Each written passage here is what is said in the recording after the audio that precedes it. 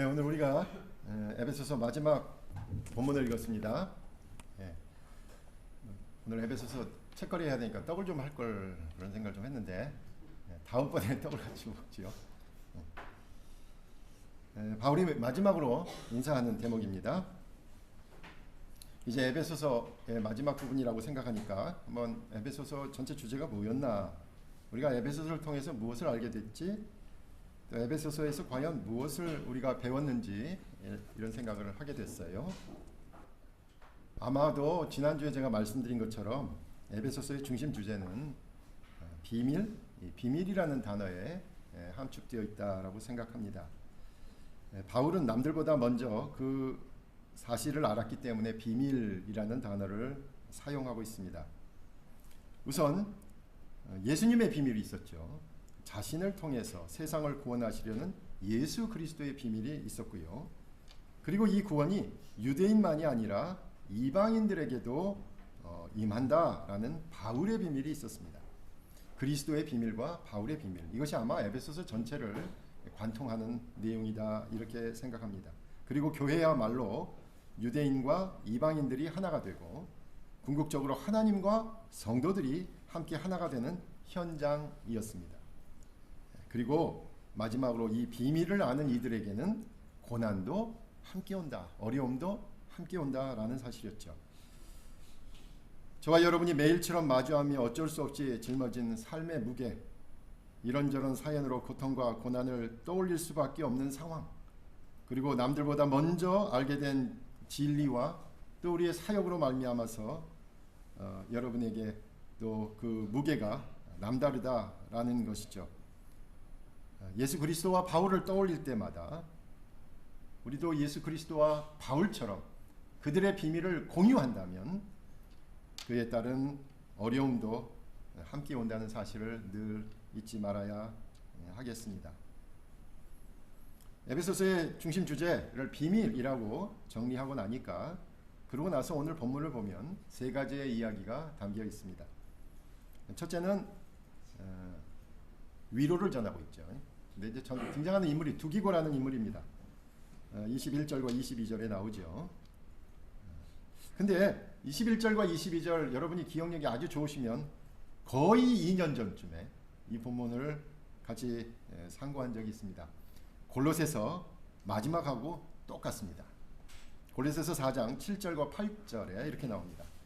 두기고가 내 사정을 다 너희에게 알려주리니 그는 사랑받는 형제요 신실한 일꾼이요 주 안에서 함께 종이 된 자니라. 내가 그를 특별히 너희에게 보내는 것은 너희로 우리 사정을 알게 하고 너희 마음을 위로하게 하려 함이라. 확실히 골로새서는 오늘 본문하고 너무나 똑같죠. 바울은 아마도 이런 것 같습니다.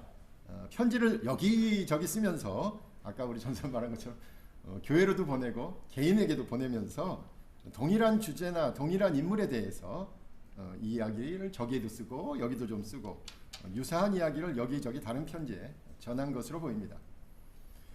그래서 2년 전에 골로새서 4장을 읽을 때 위로하기 위하여라는 제목으로 제가 설교를 한 적이 있고, 그 본문을 쭉 보니까 오늘 본문 앞부분은 좀 복습할 필요가 있어요. 특별히 이제 두기고와 관련해서 복습할 필요가 있을 것 같습니다. 바울은 이 교리적인 편지를 쓸 것을 할 때는 편지를 써서 교리적인 것은 밝혔지만 개인적인 사정과 상황을 전하려고 할 때는 개인에게, 그래서 두기고에게 많이 부탁한 것으로 보입니다.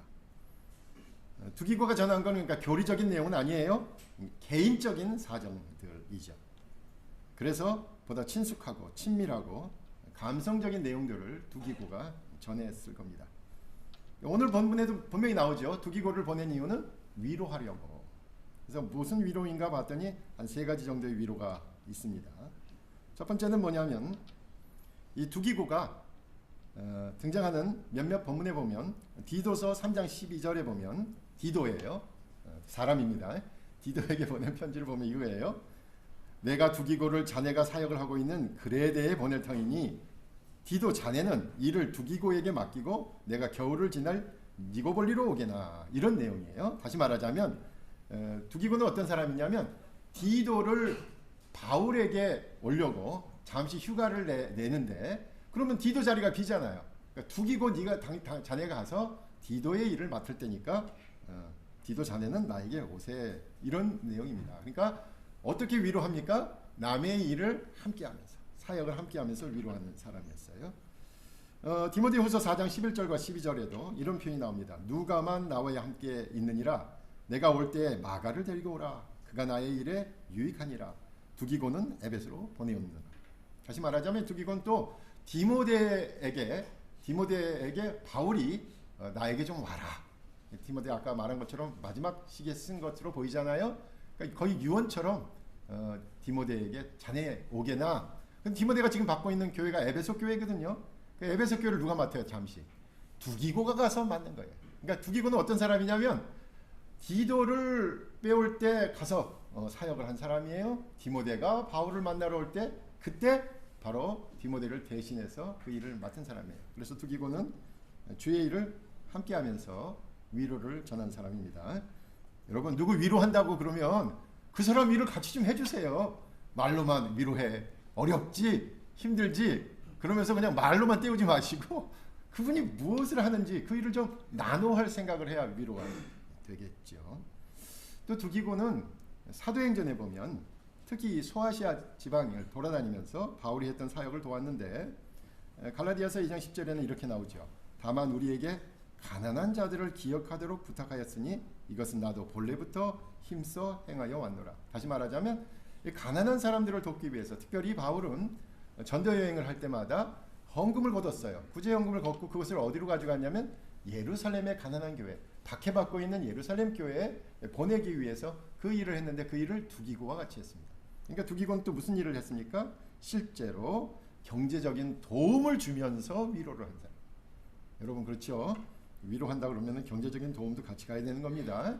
일도 같이 돕고 또 힘들면 경제적으로도 도와줄 수 있는 그런 위로가 바로 두기고를 통해서 있었습니다. 그리고 하나 두기고를 통해서 위로를 전했는데, 요 대목이 사실은 저는 좀 강조하고 싶었습니다. 그것은 뭐냐면 오늘 본문에도 나오지만 바울이 어떻게 지내고 있는지, 무엇을 하고 있는지를 전하는 일을 두기고가 했어요. 근데 바울은 지금 어디에 있습니까? 감옥에 있습니다. 감옥에 무슨 일을 하겠습니까? 이제 사실 얼마 남지 않은, 어떻게 보면 사형을 기다리고 있을지도 모르죠. 자기 인생의 마지막을 지내고 있습니다. 어렵습니다. 오히려 상황을 보면 감옥 밖에 있는 사람보다는 감옥 안에 있는 바울, 그러니까 두기고는 그 감옥 뒷바라지 하는 거잖아요. 감옥의 안에 갇혀 있는 바울을 돕고 있는 옥바라지 하는 두기고, 둘 다 위로가 필요한 사람들이죠. 도움이 필요한 사람들이죠. 그런데 오늘 본문은 거꾸로 가고 있습니다. 위로가 어디서 어디로 갑니까? 감옥 밖에서 감옥 안으로 간 게 아니라 감옥 안에 있는 사람들이 감옥 밖에 있는 사람들을 위로하고 있다는 거예요. 저는 이 방향의 전환을 분명히 봤으면 좋겠습니다. 무슨 얘기입니까? 어려움을 겪고 있는 사람들이 살만한 사람들을 돕고 있다. 그들을 위로한다.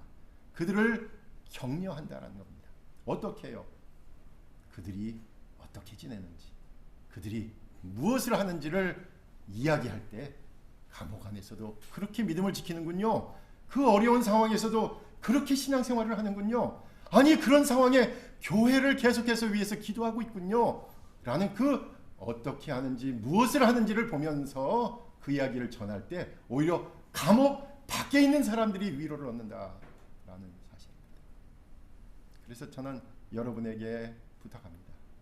정말로 어렵고 힘든 인생의 그 과정을 겪고 계십니까? 여러분이 지금 어떻게 또 무엇을 하느냐가 여러분 주위 사람들에게 큰 위로를 전합니다. 우리 교회 성도가 저 상황 속에서 저렇게 이겨내고 있구나, 저렇게 기도하고 있구나, 저렇게 교회를 위해서 모르게 그렇게 돕고 있구나, 이런 것을 보면서 위로를 얻는다라는 사실입니다.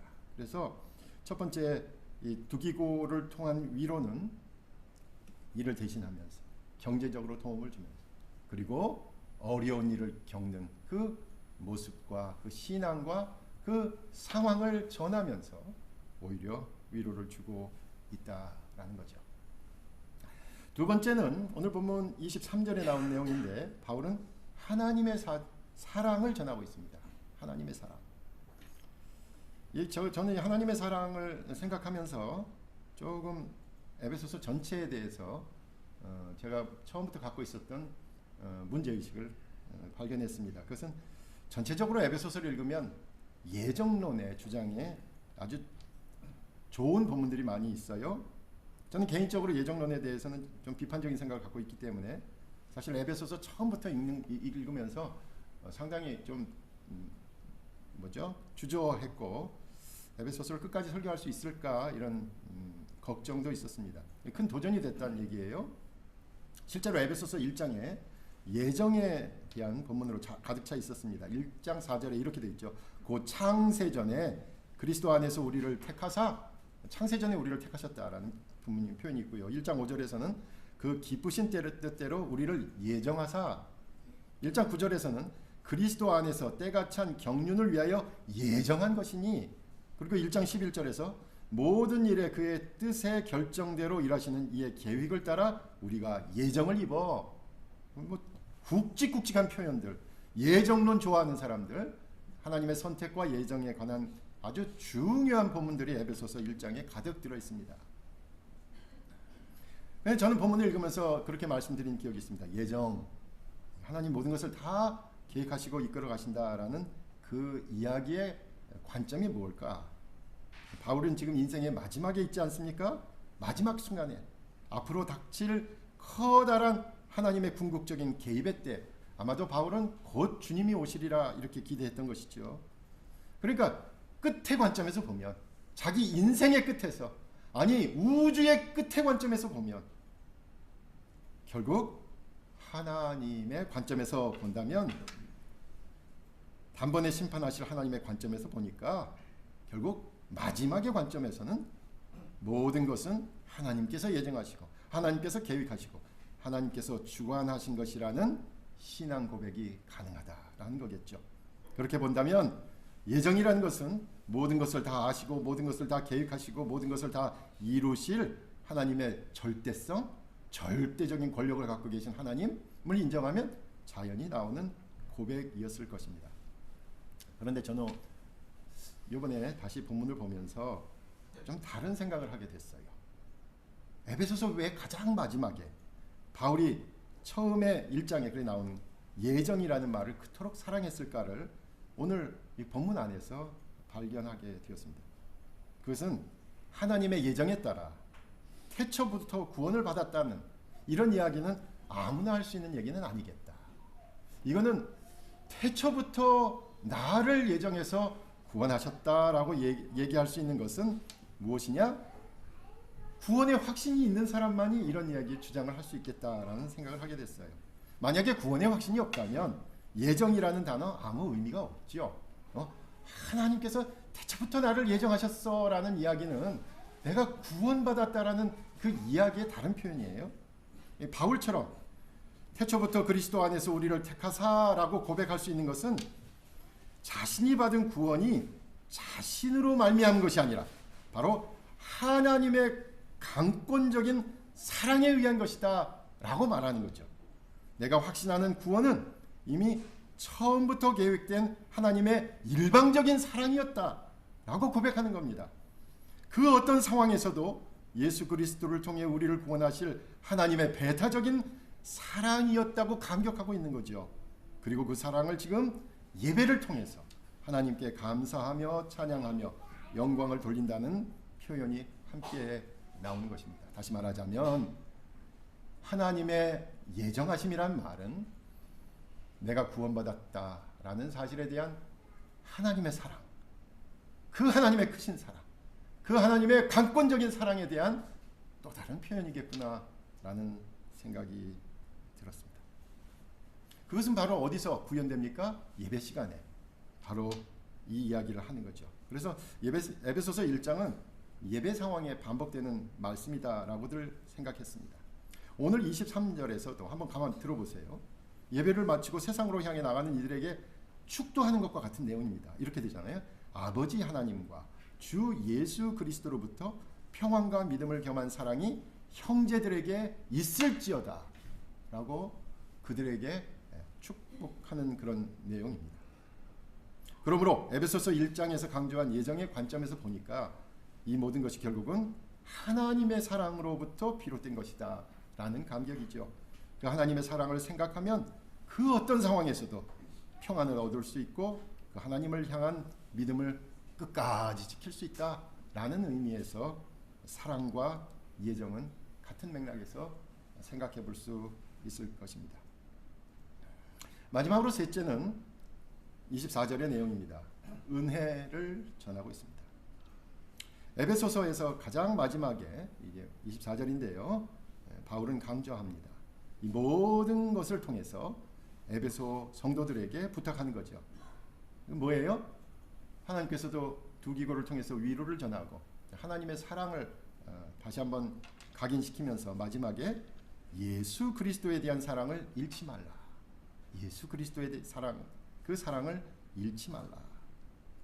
처음 에베소 지방에 이방인 그리스도인들에게 보낸 편지 아닙니까? 이방인 그리스도인들, 에베소 교인들이여, 당신들이 하나님의 자녀가 된 것 하나님의 예정이었고 하나님의 사랑이었으니 그 어떤 상황에서도 예수 그리스도에 대한 사랑을 잃지 말라라는 것입니다. 그래서 바울은 24절에 이 편지의 수신이처럼 마지막에 이렇게 언급합니다. 예수 그리스도를 변함없이 사랑하는 모든 자에게. 에베소 성도들을 1장 1절에서 언급했다면 에베소 6장 24절 제일 마지막에서는 그 수신인이 누구냐? 에베소 성도들인데 그 에베소 성도들은 누구냐? 예수 그리스도를 변함없이 사랑하는 모든 자에게. 결국 주님에 대한 사랑을 잃지 말라는 당부를 하고 있습니다. 아주 짧은 쇼컷이 있는데 한번 볼까요? 소리가 나나요? 아주 유명한 영화입니다. 여러분들 보셨을까요?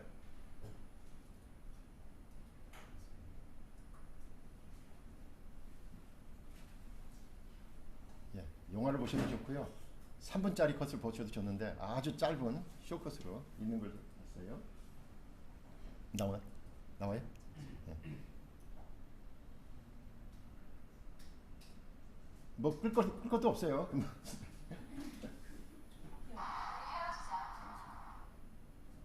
네, 짧아요. 네.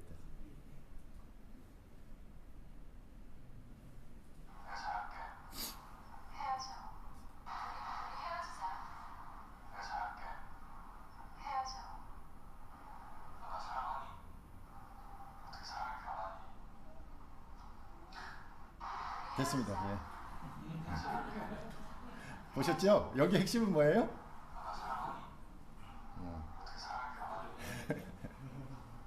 예, 됐어요. 집에 가서 자주 보시고 계속 보시고. 예, 봄날은 간다. 아주 그 다큐멘터리 같이 그런 영화인데 첫사랑에 대한 이야기입니다. 상우라는 주인공이 결국은 이제 첫사랑에서 아주 쓰디쓴 아픔을 보는 그런 내용입니다.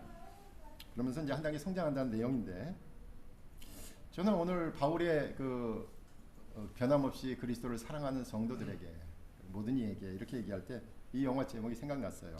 사랑은 변할 수 없다. 이게 바울의 마지막 당부입니다. 무엇보다도 예수 그리스도에 대한 사랑은 변할 수 없다라는 거죠. 아니, 예수 그리스도에 대한 사랑은 변해서는 안 된다라고 말하고 싶습니다. 여러분, 이 바쁜 시간에 할 일도 많으실 텐데 왜 이 주일, 이 황금 같은 시간에 여러분이 한 자리에 모여 있습니까? 왜? 별로 다른 게 아니죠. 예수 그리스도를 사랑해서 모인 거죠. 그리고 주님을 사랑해서 모인 사람들의 모임을 우리는 교회라고 합니다. 그러니 여러분이 여러 모임, 또 우리가 여러 모임들을 통해서 이루어지는 여러 말과 행동, 그리고 우리가 함께 드리는 예배, 봉사, 교육, 교제, 결국 그 기본 베이스는 뭐예요? 예수 그리스도에 대한 사랑이 있었기에 가능한 거죠.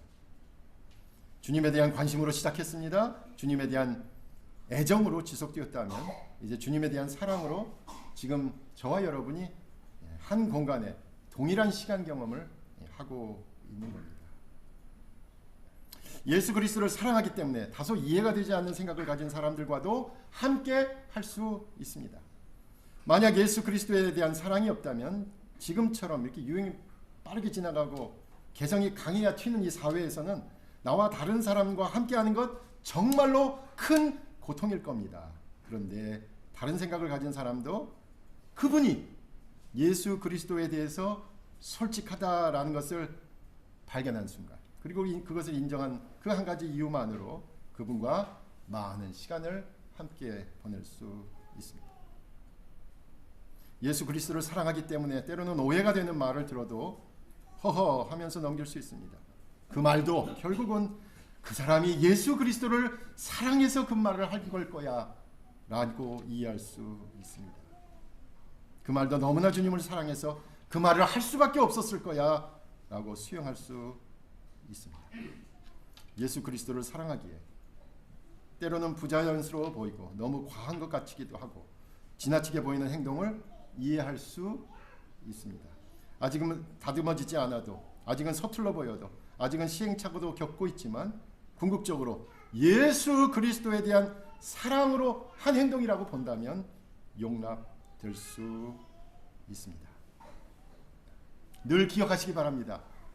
여러분이 예배 시간에 모든 모임에 모든 그 근본적인 이유는 예수 그리스도에 대한 사랑으로 모인 것입니다. 또 하나의 영화를 보려고 했는데 그건 너무나 길어서요. 헤어질 결심이라는 영화입니다. 이 제목 갖고 이 영화를 아주 혼동할 수 있습니다. 그 영화를 쭉 보면 헤어질 결심은 마치 아까 저기서 우리 헤어지자 이인 것 같지만 그 영화는 그런 내용이 아니에요. 헤어질 결심은 뭐냐면 지금 그 만나는 사람을 너무나 사랑한 나머지 그 전의 관계에 했던 것들을 끊어내겠다. 그래서 내가 옛 관계를 헤어지게 하고 요 지금의 만남을 이루어 가겠다라는 그런 뜻입니다. 주님과의 사랑을 통해서 여러분의 다른 모든 영역이 새로워졌으면 좋겠습니다. 새로워지는 것. 제가 뭐 아시는 분은 아시겠지만 어머님 갑자기 이제 아프셔가지고 한 몇 개월 동안 계속 바빴습니다. 그래서 이번에 새롭게 배운 사실이 있습니다. 그 가운데 하나는 뭐냐면 이 어머님이 이제 눈이 아프셔가지고 이제 이렇게 이제 그 원인을 찾아가는 과정이었는데 제일 먼저 안과를 가셨어요. 근데 그 안과에서 이제 괜찮다, 눈이 이상이 없다, 뭐 계속 그러신 거예요. 그래서 저희는 이제 그럼 안과에서 그 옆에 가까운 이비인후과로 좀 가보시라고 얘기를 했으면 한두 달은 단축시킬 수 있었는데 이게 이제 돌고 돌아가지고 이제 이비인후과로 나중에 가서 이제 원인을 밝혀낸 거죠. 그래서 저희는 이제 그 안과를 잘못 가셨다, 그 안과가 잘못됐다라고 이제 얘기를 했는데 그 얘기 할 때마다 아버님이 옆에 계시잖아요. 아버님은 그 안과가 잘 봐, 그 안과가 훌륭해, 계속 그러시는 거예요. 그래서 우리는 그 안과가 잘했으면 바로 이비인후과로 갔으면 됐는데 왜 아버님이 계속해서 그 안과가 좋았어, 그 안과가 잘 보고 있어 계속 얘기하실까? 이 궁금한 거예요. 왜 그럴까? 그 안과를 가보지도 않았어요. 빨리 예측하지 못하니까 우리는 이제 답답해가지고 했는데 아버님이 왜 안과에 그렇게 집착하실까? 우리가 발견한 게 있습니다. 그 안과를 가면 이 아버님한테 아주 친절하게 하시는 거예요. 나이 드신 어른 말귀를 잘 못 알아들으셔도 아주 친절하게 하고 어서 오시라고 하고 막 설명도 해주고, 보통 설명 안 하잖아요 어른들한테. 친절하다는 그 이유만으로 아버님은 안과를 여전히 신뢰하고 계시는 것을 제가 알게 되었습니다. 이 친절함이 언제고 우리에게 요구되는 것이다 라고 생각합니다. 더 가졌다고 남을 업신여기지 않는 겁니다. 더 안다고 남을 경멸하지 않는 겁니다. 더 많다고 남을 무시하지 않는 겁니다. 특별히 하나님의 위로를 받은 사람들에게 말입니다. 하나님의 사랑을 받은 자녀들에게 말입니다. 그리고 하나님의 은혜를 받은 성도들에게 이 친절함이 요구됩니다. 변함없이 우리 주 예수 그리스도를 사랑하는 저와 여러분은 이 친절함으로 이제 더 추워질 날씨, 그리고 더 추워질 상황에 준비해야 하겠습니다. 그것이 하나님의 오늘 말씀대로 위로를 받고 사랑을 받고 그리고 은혜를 받은 자의 마땅한 삶의 자세입니다. 기도하겠습니다. 아버지 하나님, 에베소서를 마무리하면서 다시 한번 주님 우리에게 주시는 위로와 사랑과 또 은혜를 되짚어 봤습니다. 우리도 주님으로부터 받은 이 위로와 사랑과 은혜를 전하며 살 수 있도록 인도하여 주시옵소서. 예수님의 이름으로 기도하옵나이다.